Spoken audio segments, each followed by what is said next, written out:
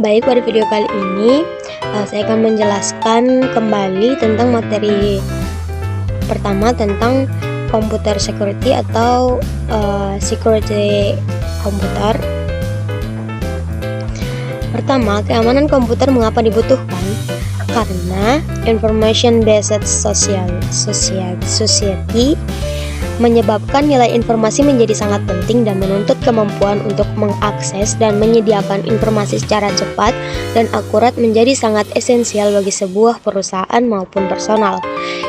Yang kedua, infrastruktur jaringan komputer seperti LAN dan internet memungkinkan untuk menyediakan informasi secara cepat sekaligus membuka potensi adanya lubang keamanan atau security hole. Selanjutnya, kejahatan komputer semakin meningkat karena aplikasi bisnis berbasis TI atau teknik informatika dan jaringan komputer meningkat seperti online banking, e-commerce, electronic data interchange atau EDI, desentralisasi server, transisi dari single vendor ke multi vendor, meningkatnya kemampuan attackers dan kurangnya kemampuan pengguna sistem, kesulitan penegakan hukum dan belum adanya ketentuan yang pasti, semakin kompleksnya sistem yang digunakan, semakin besarnya source kode program yang digunakan berhubungan dengan internet. Lalu pengantar keamanan komputer. Keamanan komputer atau computer security adalah disiplin ilmu dan praktik untuk melindungi komputer, jaringan, dan sistem informasi dari ancaman dan serangan yang dilakukan oleh pihak yang tidak berwenang atau jahat.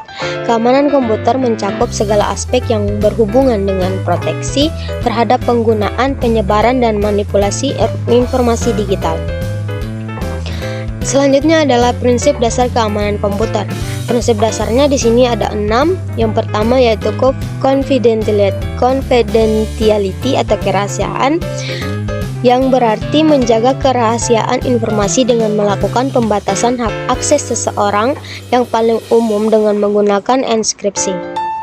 Contohnya data-data yang harus dijaga kerahasiaannya seperti data-data yang sifatnya pribadi seperti nama, tanggal lahir, penyakit yang pernah diderita, nomor kartu kredit, nama ibu kandung, dan sebagainya. Data-data milik perusahaan atau perusahaan, nomor HP, dan sebagainya. Yang kedua, integrity atau keaslian. Berarti menjamin bahwa data atau informasi yang dimiliki terjaga keasliannya, tidak berubah tanpa pemilik informasi. Integrity merujuk pada tingkat kepercayaan terhadap suatu informasi. Di dalam integrity terdapat dua mekanisme pengaman, yaitu mekanisme preventif dan mekanisme detektif. Yang ketiga ada availability atau ketersediaan. Berhubungan dengan ketersediaan informasi ketika dibutuhkan. Artinya informasi harus selalu tersedia saat dibutuhkan oleh user dan dapat dengan cepat diakses. Yang keempat, authentication atau autentikasi, metode untuk menyatakan bahwa informasi betul-betul asli atau orang yang mengakses atau memberi informasi adalah betul-betul orang yang dimaksud. Terdapat beberapa metode autentikasi yang umum digunakan dalam keamanan komputer, seperti autentikasi berbasis kata sandi, autentikasi berbasis kunci public atau private, autentikasi berbasis biometrik, dan sebagainya. Yang kelima ada authorization atau otorisasi, memastikan bahwa pengguna hanya memiliki akses yang diperlukan untuk melakukan tugas mereka dan mencegah penggunaan yang tidak sah atau penyalahgunaan akses. Dengan memberikan hak akses yang tepat, sistem dapat mengontrol akses pengguna dan menjaga keamanan sumber daya dan informasi yang sensitif. Yang keenam, yang terakhir, non-repudiation atau tidak dapat dibantah. Non-repudiation atau tidak dapat dibantah merujuk pada konsep dalam keamanan komputer di mana pengirim sebuah pesan atau transaksi tidak dapat membantah bahwa ia telah mengirim atau melakukan transaksi tersebut. Selanjutnya, ancaman keamanan komputer secara umum. Di sini ada 4. Yang pertama manusia, hardware failure, software failure, dan alam. Yang pertama manusia. Di sini hacking, cracking atau siapa yang berusaha atau telah mengakses sistem tanpa izin dari pihak yang berwenang. Tujuannya bisa untuk melakukan pencurian data atau informasi atau perusakan. memasukkan program ilegal seperti virus, worm, atau malicious software, dan kemampuan user yang terbatas dalam menggunakan dan memelihara sistem serta rendahnya kesadaran akan keamanan sistem. Yang kedua ada hardware failure, tidak stabilnya suplai listrik dalam jangka waktu panjang sehingga mengakibatkan kerusakan pada perangkat. Terjadinya korsleting listrik yang dapat mengakibatkan terhentinya proses sistem atau bahkan kerusakan sistem. Segala macam bentuk gangguan fisik yang berdampak langsung maupun tak langsung terhadap perangkat. Ini bisa terjadi pada misalnya cas laptop, cas komputer, atau kabel mouse yang tidak menggunakan Bluetooth, yang pakai kabel itu ada korsleting di dalamnya. Lalu software failure adalah adanya kesalahan pada sistem operasi, adanya kesalahan saat mengupdate program, uji coba program yang tidak memadai sehingga menyisakan error pada perangkat lunak. Bisa terjadi ya kesalahan sistem sendiri, sistem dalam komputer Anda atau laptopnya. Yang keempat ada alam atau bencana alam yang merupakan ancaman yang tidak bisa dicegah seperti banjir, gempa bumi, kebakaran, dan sebagainya.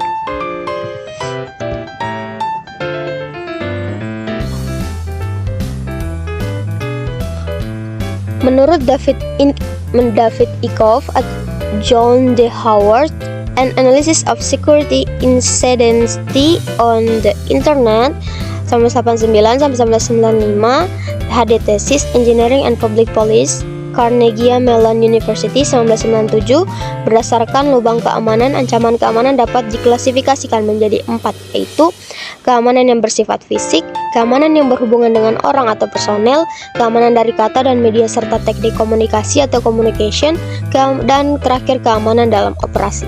Yang pertama, keamanan bersifat fisik, termasuk akses orang ke gedung, peralatan, dan media yang digunakan. Contoh, denial of service dilakukan misalnya dengan mematikan peralatan atau membanjiri saluran komunikasi dengan pesan-pesan yang dapat berisi apa saja karena yang diutamakan adalah banyaknya jumlah pesan. Yaitu yang selanjutnya wiretapping atau hal-hal yang berhubungan dengan akses di kabel atau komputer yang digunakan juga dapat dimasukkan ke dalam kelas ini. Selanjutnya, scene flood attack, di mana sistem atau host yang dituju dibanjiri oleh permintaan sehingga dia menjadi terlalu sibuk dan bahkan dapat berakibat macetnya sistem atau hang. Yang kedua, keamanan yang berhubungan dengan orang atau personel, identifikasi user, username dan password, profil resiko dari orang yang mempunyai akses dan atau pemakai dan pengelola. Yang ketiga, ada keamanan dari data dan media serta teknik komunikasi atau communication, yaitu enkripsi, firewall, dan VPN. Keamanan dalam operasi, yaitu adanya prosedur yang digunakan untuk mengatur dan mengelola sistem keamanan, dan juga termasuk prosedur setelah serangan atau post-attack recovery. Menurut William Sterling, Network and Internet Network Security, Prentice Hall, 1995, serangan atau attack terdiri dari 4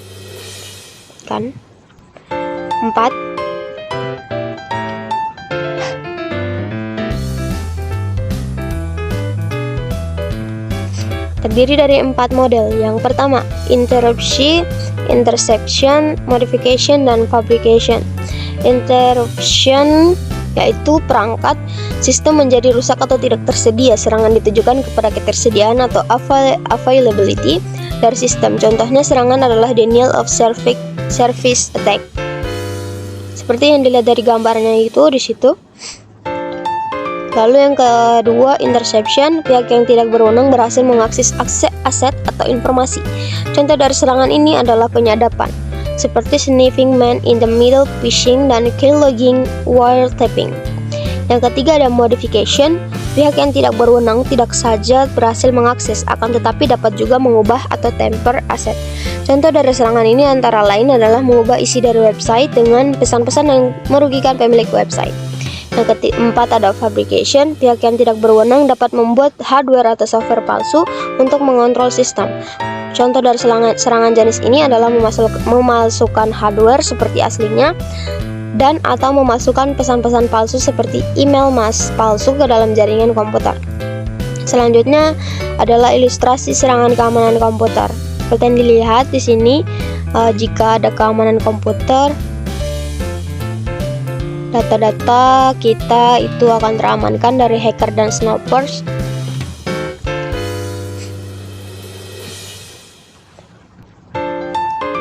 Ini bisa terbuka ya? Oh, bisa guys. Seperti yang dilihat di sini ilustrasi serangan komputer,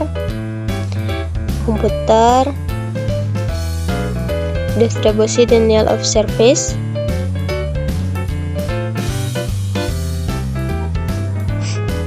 ini panjang videonya guys.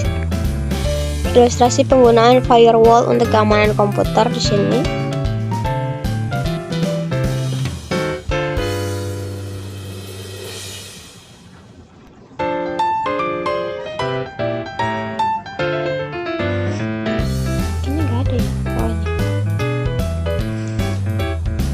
Guys, firewall itu kayak dinding pembatas atau tembok ya. Firewall untuk mencegah virus, serangan atau sebagainya dari komputer kita. Pertahanan pertama lah firewall. Lalu ilustrasi penggunaan VPN untuk keamanan komputer. Di sini bisa dilihat penggunaan VPN, Virtual Private Network atau VPN.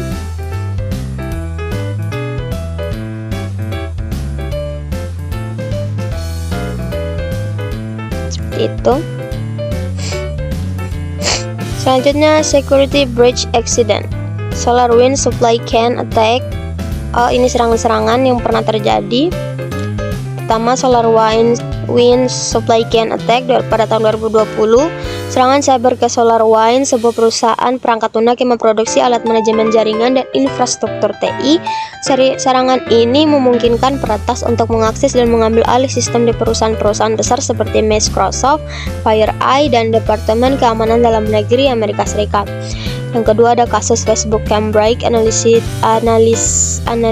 skandal 2018, ada Capital One data breach 2019, Marriott International data breach 2018, Equifax data breach 2017, Uber data breach 2016, Yahoo data breach 2013 sampai 2014, serangan ransomware WannaCry pada tahun 2017, pelanggan data LinkedIn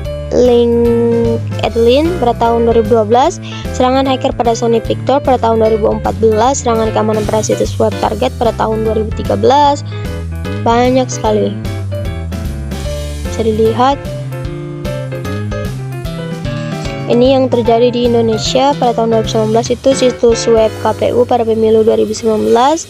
Ada WannaCry pada tahun perusahaan di Indonesia, situs web Kominfo juga pernah 2016.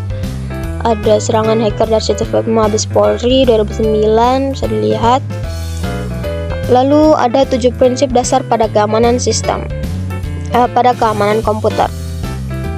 Yang pertama, menetapkan kebijakan atau polisi atau keamanan yang baik sebagai dasar untuk desain sistem. Yang kedua, perlakuan keamanan sebagai bagian integral dari keseluruhan sistem. Yang ketiga, perjelas batas keamanan fisik dan logik yang diatur oleh dokumen kebijakan keamanan. Yang keempat, pastikan pengembangan dilatih tentang cara mengembangkan keamanan perangkat lunak. Kurangi risiko ke tingkat yang dapat diterima. Yang keenam, asumsikan bahwa sistem eksternal tidak aman. Yang ketujuh, identifikasi potensi pertukaran antara pengurakan resiko dengan peningkatan atau penurunan biaya dalam aspek lain, efektivitas operasional. Selanjutnya ada kerangka kerja keamanan informasi ISO 27001.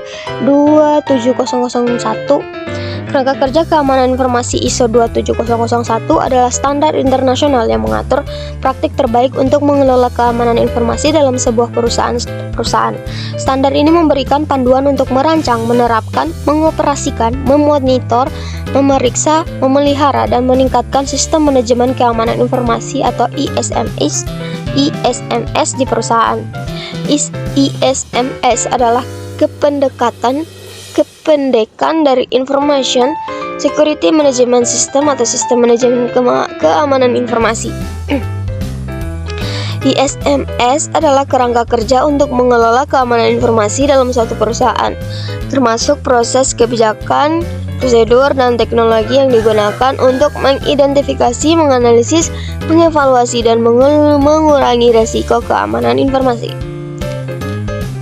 Ada 4 tahap. Yang pertama, inisiasi, perencanaan, implementasi, dan evaluasi.